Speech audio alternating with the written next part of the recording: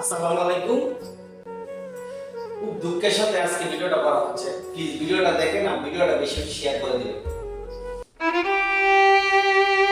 তারপর আমি ভোর কিছু রাত, কথা বলবো। চারদিকে পিনপতন নীরবতা। কেউ গভীর ঘুমে আচ্ছন্ন, কেউ বা নড়ে চড়ে উঠেছিলেন পবিত্র সাহারির প্রস্তুতির জন্য। ঠিক তখনই এক প্রচণ্ড শব্দে কেঁপে উঠেছিল পুরো এলাকা। মুহূর্তেই সেই নিস্তব্ধতা চিরে আর্ত অবশ্যই গ্যাস যখন বের হবে, এই যে গ্যাস বের হচ্ছে কিন্তু সাউন্ড বের হচ্ছে, গ্যাস অফ। তাহলে এটা বুঝতে হবে, যখন সাউন্ড আসে তখন বুঝতে হবে যে গ্যাস আমার হয়তো কোনো দিকে লিক হচ্ছে।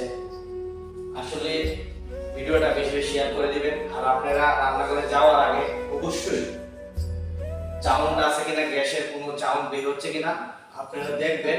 দেখে রান্না বসাবেন, বাট গ্যাসের আগুন জ্বালাবেন।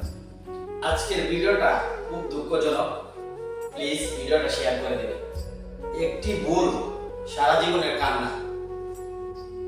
গতকাল থেকে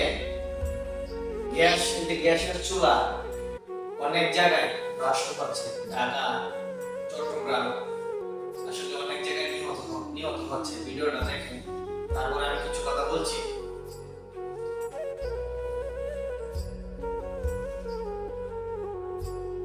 মা বোনদেরকে বলছি, আসলে একটি ভুল সারা জীবনে কান্না হয়ে দাঁড়ায়।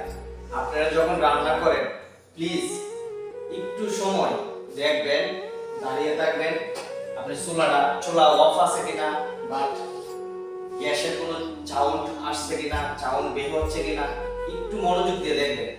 আসলে আমি চাই যারা আগুনে পড়ছে তাদেরকে আল্লাহ যেন রমজান মাসগুলোকে খুব দ্রুত সুস্থ করে দেন। আর আল্লাহ যেন আমাদেরকে এরকম বিপদ থেকে আল্লাহ যেন আমাদেরকে উদ্ধার করে এবং এরকম বিপদ যেন আর না দেয়। যাদেরকে আল্লাহ দিছে আল্লাহ তাদেরকে খুব দ্রুত সুস্থ করে।